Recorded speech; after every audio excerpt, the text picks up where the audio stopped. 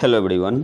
आज हम लोग देखेंगे करंट अफेयर मॉक टेस्ट का सेट नंबर 79 जो कि बीपीएससी 72 यूपी पीसीएस प्रीलिम्स 2026 या किसी भी स्टेट पीसीएस के लिए इम्पोर्टेंट है। तो आते हैं पहले क्वेश्चन पे। मैया 200 MAIA 200 किस संस्था द्वारा विकसित in house artificial intelligence processor है? मैं यहाँ पे ऑप्शन नहीं पढ़ूंगा, सीधे आंसर बताते हुए चलूँगा। तो ऑप्शन बी आपका यहाँ पे सही आंसर होगा, माइक्रोसॉफ्ट। और इसे किसने बनाया है? तो माइक्रोसॉफ्ट का जो मैया 200 है इसे बनाया है ताइवान सेमीकंडक्टर मैन्युफैक्चरिंग कंपनी ने। अब कुछ एक्स्ट्रा करंट अफेयर देख लेते हैं। सबसे पहले 2025 का time kid of the year किसे चुना गया है? तो टेक्सास के फ्रिस्को की रहने वाली 17 वर्षीय भारतीय अमेरिकी हाई स्कूल छात्रा जिनका नाम है तेजस्वी मनोज को 2025 का time kid of the year चुना गया है। उन्हें शील्ड सीनियर्स नामक एक प्लेटफॉर्म बनाने के लिए यह पुरस्कार दिया गया है, जिसका उद्देश्य बुजुर्गों को ऑनलाइन धोखाधड़ी और साइबर अपराध से बचाना है। नेक्स्ट आते हैं जो आपका 81st सेशन है यूनाइटेड नेशन जनरल असेंबली का। इसकी थीम क्या है? तो restoring trust managing transformation A United nation that delivers for all. अब आपके लिए एक होमवर्क है, आपको कमेंट बॉक्स में बताना है कि जो 81st सेशन जो आपका है यूनाइटेड नेशन जनरल असेंबली का, इसका अध्यक्ष किसे चुना गया है? इसका आंसर आपको कमेंट बॉक्स में बताना है, बांग्लादेश के है। अगला हमारा है भारत की पहली विदेशी रक्षा विनिर्माण सुविधा का उद्घाटन किस देश में किया गया? तो मोरक्को में। भारत की पहली विदेशी रक्षा विनिर्माण सुविधा का उद्घाटन मोरक्को के बेरेसिद में किया गया। नेक्स्ट है भारत सरकार का लक्ष्य 2033 तक सभी नागरिकों के लिए सार्वभौमिक स्वास्थ्य बीमा कवरेज हासिल करना है। अब आपसे एग्जाम में पूछ सकता है स्टेटमेंट बेस्ड क्वेश्चन में कि सभी नागरिकों के लिए सार्वभौमिक स्वास्थ्य बीमा कवरेज हासिल करने का भारत सरकार का लक्ष्य क्या है, कब तक है? तो 2033 तक। नेक्स्ट आते हैं प्रख्यात तमिल कवि, गीतकार और उपन्यासकार आर वैरामुथु को 60वें ज्ञानपीठ पुरस्कार से सम्मानित किया गया है। नेक्स्ट एक्स्ट्रा करंट अफेयर पे आते हैं बाल विवाह मुक्त भारत अभियान का लक्ष्य 2026 तक बाल विवाह की दर को 10% तक कम करना और 2030 तक भारत को बाल विवाह मुक्त बनाना है। अब ऐसा क्वेश्चन आपसे स्टेटमेंट बेस्ड क्वेश्चन में पूछ सकता है एग्जाम में। छत्तीसगढ़ के बालोद जिले ने 2025 में भारत का पहला बाल विवाह मुक्त जिला बनकर एक उपलब्धि हासिल की। याद क्या क्या रखना है? सबसे पहले बाल विवाह मुक्त भारत अभियान का लक्ष्य 2026 तक बाल विवाह की दर को कितना परसेंट कम करना है? तो 10% तक कम करना है। और कब तक भारत को बाल विवाह मुक्त बनाना है? तो 2030 तक। और छत्तीसगढ़ में एक डिस्ट्रिक्ट है बालोद, तो बालोद जिले ने 2025 में भारत का पहला बाल विवाह मुक्त जिला बनकर एक उपलब्धि हासिल की। अगले क्वेश्चन पे आते हैं। और हाँ, चैनल को सब्सक्राइब जरूर कर ले। जुलाई 2025 में न्यूक्लियर पावर्ड सबमरीन सहयोग के लिए ऑस्ट्रेलिया और यूके के बीच हुई संधि का नाम क्या है? तो जिलोंग ट्रीटी बोलते हैं। गिवन ऑप्शन में ऑप्शन ए आपका यहाँ पे सही आंसर होगा। कब साइन हुआ था? तो 25 जुलाई 2025 को। अब एक्स्ट्रा करंट अफेयर पे आते हैं। दीव में आयोजित खेलो इंडिया बीच गेम्स के दूसरे संस्करण में कर्नाटक ने 11 मेडल, जिसमें आपका 3 स्वर्ण था, 2 रजत और 6 कांस्य जीतकर शीर्ष स्थान हासिल किया। तो याद क्या रखना है? खेलो इंडिया बीच गेम्स का दूसरा संस्करण कहाँ पे हुआ? तो दीव में हुआ। पहले स्थान पे कौन रहा? कर्नाटक ने टोटल 11 मेडल जीते, जिसमें आपका 3 गोल्ड था, 2 सिल्वर और 6 ब्रॉन्ज। दूसरे स्थान पे कौन रहा? तो तमिलनाडु आपका 8 पदकों के साथ उप विजेता रहा, जबकि पिछले संस्करण का विजेता मणिपुर तीसरे स्थान पे रहा। नेक्स्ट है आपका प्रो रेसलिंग लीग 2026 का खिताब किसने जीता? तो हरियाणा थंडर्स ने। किसे हरा के? दिल्ली दंगल वॉरियर्स को हरा के। कितने से हराया? 5-4 से हराया। कहाँ पे मैच हुआ? तो नोएडा इंडोर स्टेडियम में। नेक्स्ट आते हैं भारत की ब्रिक्स अध्यक्षता में ब्रिक्स सांस्कृतिक कार्य समूह की दूसरी बैठक 4 से 5 जून 2026 को कहाँ पे हुई? तो ये आपका वाराणसी में हुआ। ठीक है, कहाँ पे हुआ? वाराणसी में।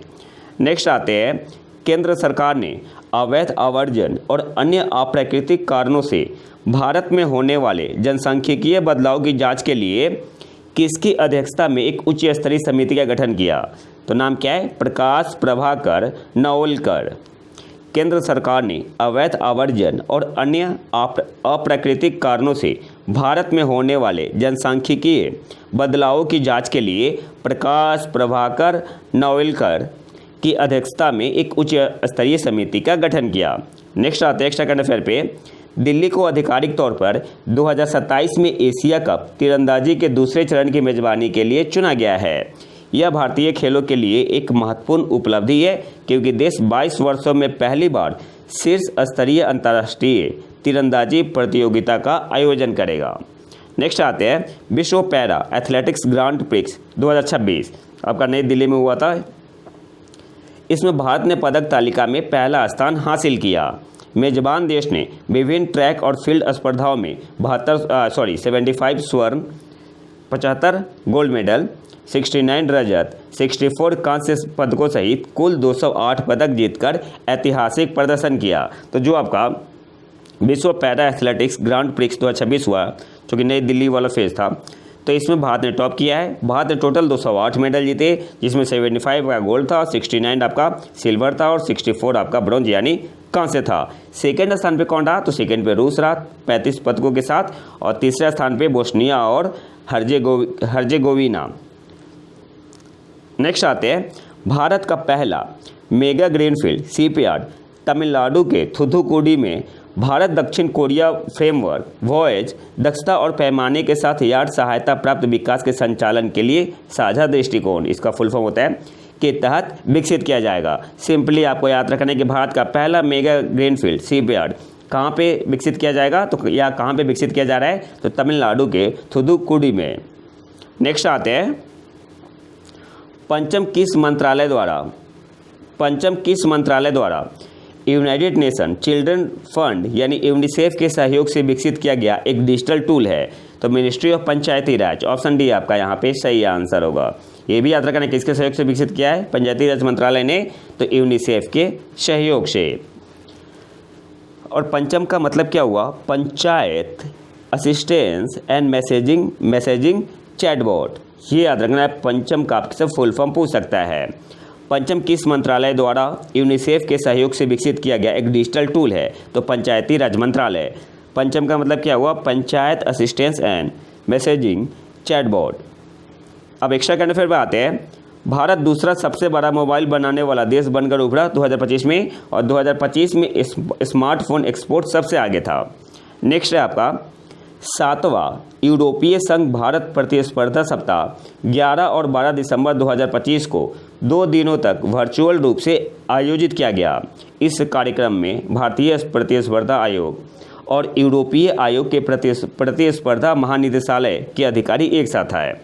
नेक्स्ट है हमारा जो 79 कांस फिल्म महोत्सव हुआ, कब से कब तक हुआ? तो 12 से 23 मई 2026 फ्रांस के कांस शहर में, तो इसी के नाम पे है। और इसमें रोमानियाई फिल्म निर्माता क्रिस्टियन मुंगियू ने अपनी प्रशंसित फिल्म फ्योर्ड के लिए महोत्सव का सर्वोच्च सम्मान पाल्मे डियोर पुरस्कार जीता। तो पाल्मे डियोर पुरस्कार किसे मिला है? तो रोमानियाई फिल्म निर्माता क्रिस्टियन मुंगियू ने अपनी प्रशंसित फिल्म फ्योर्ड के लिए महोत्सव का सर्वोच्च सम्मान पाल्मे डियोर पुरस्कार जीता। तो ये पूछ सकता है। और इसमें कुछ भारतीय फिल्मों को भी दिखाया गया। वो कौन कौन सी मूवी है? चांदनी रातों की छायाएं, बालन द बॉय, अमरजीत सिंह सरोन द्वारा निर्देशित और एमी विर्क अभिनीत पंजाबी ड्रामा फिल्म चढ़ी कला। फिर आपका है अम्मा अरियान। जो अम्मा अरियान है जॉन अब्राहम की 1986 की कल्ट मलयालम क्लासिक फिल्म का 4K रिस्टोरेशन के साथ विश्व प्रीमियर हुआ। फिर आपका है गुडगुडी और एक है 21 सितंबर। तो बस मूवी का नाम आपसे पूछ सकता है कि कौन सा फिल्म प्रदर्शित हुआ। तो 6 फिल्म था, चांदनी रातों की छायाएं, इसके अलावा ये पंजाबी 24 मिनट की पंजाबी लघु फिल्म है Balan the boy, 1 minute, Balan the boy Amarjeet Singh Saron द्वारा निर्देशित और एमी विर्क अभिनीत पंजाबी ड्रामा फिल्म चढ़ी कला, अम्मा अरियान और गुडगुडी और 21 सितंबर। तो मूवी का नाम आपसे पूछ सकता है एग्जाम में, और बीपीएससी एक बार पूछा हुआ था ऐसा क्वेश्चन। अगले क्वेश्चन पे आते हैं, किस राज्य ने सांस्कृतिक पर्यटन और शोध को बढ़ावा देने के लिए international spice routes heritage network शुरू किया है? तो केरला की सरकार ने। तो ऑप्शन है आपका यहाँ पे सही आंसर होगा केरल। और इसे सपोर्ट कौन कर रहा है? तो यूनेस्को। अब एक्स्ट्रा करंट अफेयर देख लेते हैं। WTO का 14वां मंत्री स्तरीय सम्मेलन कहाँ पे हुआ? तो 26 से 29 मार्च 2026 को हुआ। कहाँ पे? कैमरून के याओंडे में। ये इंपॉर्टेंट है, ये पूछ सकता है एग्जाम में। भारत ने इसमें जो 14वां मंत्री स्तरीय सम्मेलन हुआ था 26 से 29 मार्च 2026, कहाँ पे? कैमरून के याओंडे में। तो इसमें भारत ने WTO के सदस्यों को कड़ी चेतावनी दी कि वे पारदर्शिता के नियमों का इस्तेमाल व्यापार के बदले में जवाबी कार्रवाई करने या विकासशील देशों की जायज़ घरेलू नीतियों को चुनौती देने के हथियार के तौर पर ना करें। नेक्स्ट एक्स्ट्रा करंट अफेयर है, नाटो का 36वां शिखर सम्मेलन 7 से 8 जुलाई 2026 को नाटो का 36वां शिखर सम्मेलन 7 से 8 जुलाई 2026 को तुर्की के अंकारा में होगा। कहाँ पे होगा? तुर्की के अंकारा में। तो 36वां नाटो शिखर सम्मेलन कहाँ होगा? तुर्की के अंकारा में। और 2025 में जो नाटो शिखर सम्मेलन हुआ था तो ये कौन सा हो जाएगा? 35वां हो जाएगा। कहाँ पे हुआ था? तो 24 से 25 जून 2025 नीदरलैंड के हेग में।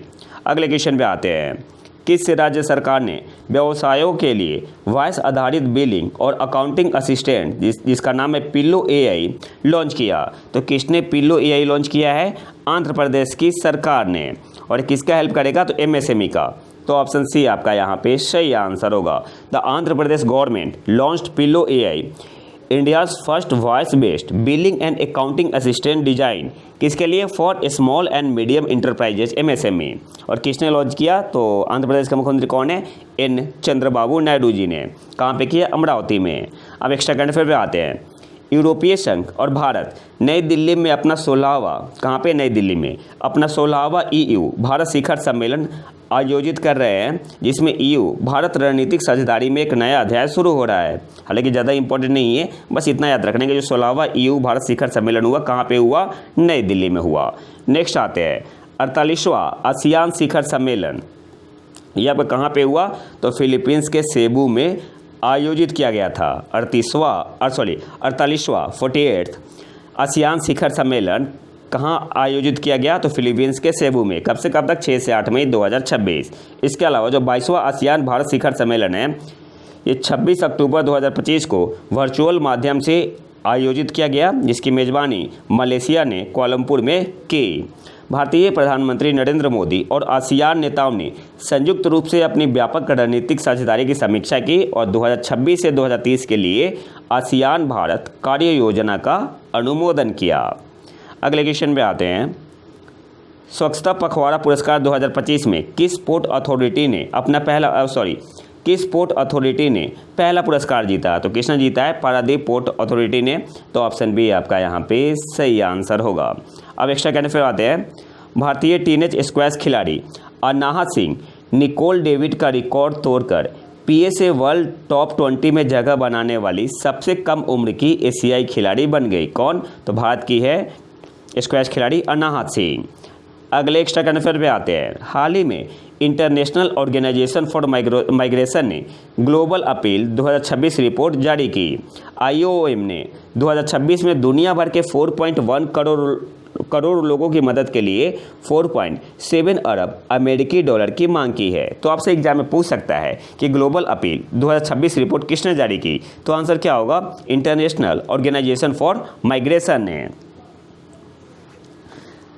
अगले एक्स्ट्रा करंट अफेयर पे आते हैं, प्रोजेक्ट वॉल्ट किसने शुरू किया है? तो अमेरिका ने प्रोजेक्ट वॉल्ट शुरू किया है, जो जरूरी खनिजों का स्टॉक जमा करने की 12 अरब डॉलर की पहल है। और इसकी घोषणा किसने की थी? तो डोनाल्ड ट्रंप ने। नेक्स्ट आते हैं, इंडिया मैरीटाइम वीक कब से कब तक मनाया गया? तो 27 से 31 अक्टूबर 2025। इसकी थीम क्या थी? ऐसे कहाँ पे मनाया गया? बॉम्बे एग्जीबिशन सेंटर मुंबई में। किसने होस्ट किया? तो hosted by the ministry of port shipping and waterways. और इसकी थीम क्या थी? थीम इंपॉर्टेंट है, तो uniting oceans one maritime vision. तो ये थीम आपका इंपॉर्टेंट है, थीम आपको याद रखना है। नेक्स्ट आते हैं, होमेबल संहिता हरिणी कुमार एलुमनी कृषि मीडिया अवार्ड 2025 किसे दिया गया? तो जर्नलिस्ट है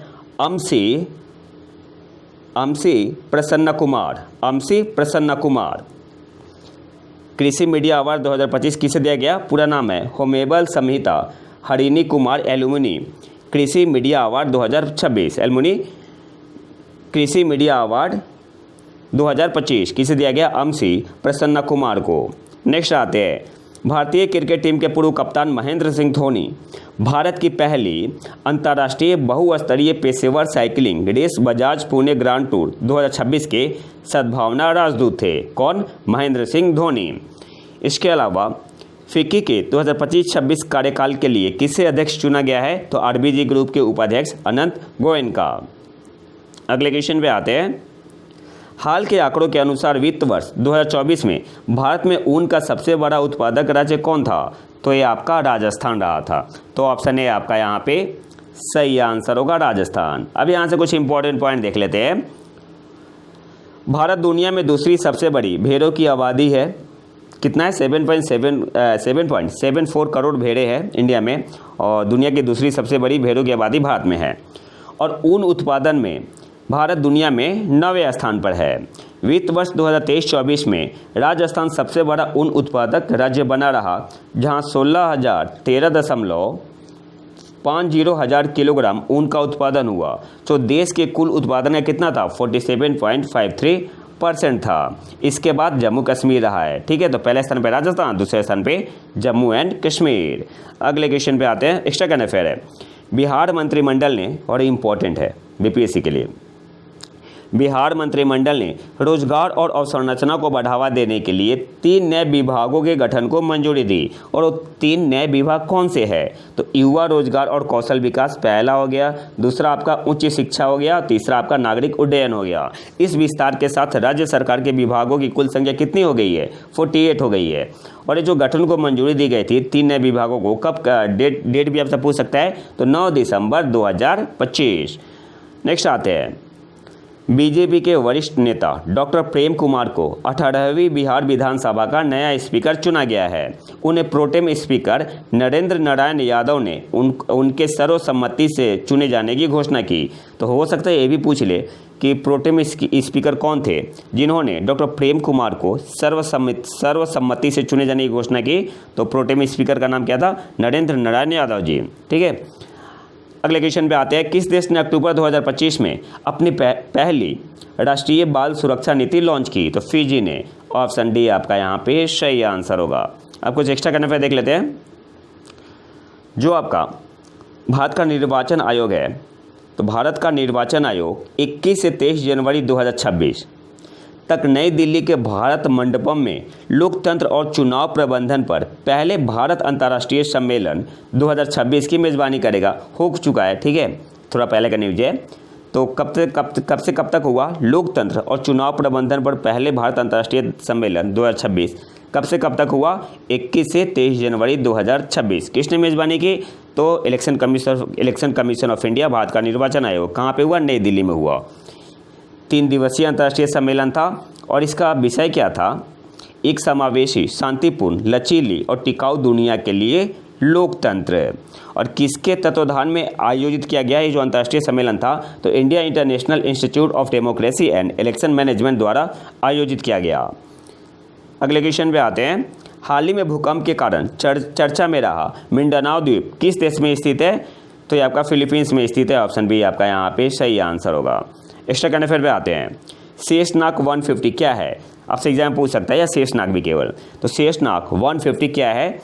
एक झुंड हमला ड्रोन है, ठीक है।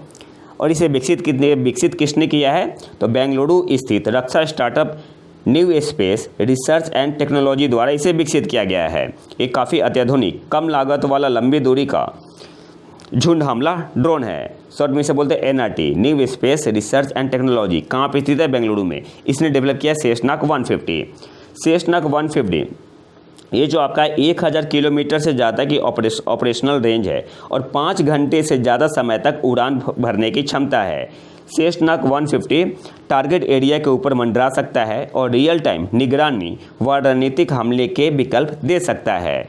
और ये जो आपका सेसनक 150 है 25 से 40 किलोग्राम वजन वाले वारहेड ले जाने की क्षमता के कारण यह ड्रोन दुश्मन के इंफ्रास्ट्रक्चर, गाड़ियों और सैनिकों को भारी नुकसान पहुंचा सकता है। नेक्स्ट आते हैं, अंतर्राष्ट्रीय खगोलीय संघ IAU ने मंगल ग्रह पर स्थित, याद रखना है, मंगल ग्रह पर स्थित 77 किलोमीटर व्यास वाले 3.5 अरब वर्ष पुराने एक गड्ढे का नाम कृष्णन आधिकारिक तौर पर स्वीकृत कर दिया गया है। अच्छा, कृष्णन नाम जो रखा गया है, क्यों रखा गया है, कौन है, तो यह नाम अग्रणी भारतीय भूविज्ञानी MS कृष्णन के सम्मान में रखा गया है, जो भारतीय भूवैज्ञानिक सर्वेक्षण के पहले भारतीय निदेशक थे। अभी स्टेटमेंट बेस्ड क्वेश्चन में ऐसा पूछता है। और आज के आखिरी क्वेश्चन पे आते हैं, किस संगठन ने अल्टरनेटिव इन्वेस्टमेंट फंड्स EIF के लॉन्च में तेजी लाने के लिए गरुड़ नामक एक नया फ्रेमवर्क प्रस्तावित किया? तो किसने किया? सेबी ने। ऑप्शन सी आपका यहाँ पे सही आंसर होगा। और यहाँ पे गरुड़ा का मतलब क्या हुआ? गरुड़ा तो green channel alternative investment fund roll out upon document acknowledgement, तो फुल फॉर्म हो सकता है आपसे एग्जाम में पूछ ले। और इससे क्या फ़ायदा है, तो जो एक कट कर देगा waiting time to launch regular EIF scheme, पहले 30 दिन था और इस अब कितना हो जाएगा आपका 10 वर्किंग डे हो जाएगा, तो इसका बेनिफिट है। तो याद क्या रखना है, किस संगठन ने अल्टरनेटिव इन्वेस्टमेंट फंड EIF, तो सबसे पहले EIF का फुल फॉर्म भी आपसे पूछ सकता है, तो अल्टरनेटिव इन्वेस्टमेंट फंड के लॉन्च में तेजी लाने के लिए गरुड़ा नामक एक नया फ्रेमवर्क प्रस्तावित किया। तो किसने किया? सेबी ने किया। और गरुड़ा क्या है? तो green channel alternative investment funds roll out upon document acknowledgement. तो ये तो था हमारा आज का लेक्चर। अगर आपको इसका PDF चाहिए तो अब हमारे टेलीग्राम चैनल प्रतीक IQ करंट अफेयर न्यूज़ को ज्वाइन कर सकते हैं, वहाँ पे मैंने PDF ऑलरेडी डाल दिया है। और अगर वीडियो पसंद आए तो लाइक करें और चैनल को सब्सक्राइब जरूर कर ले। मिलते हैं नए वीडियो में नए टॉपिक के साथ, तब तक के लिए नमस्कार, जय हिंद।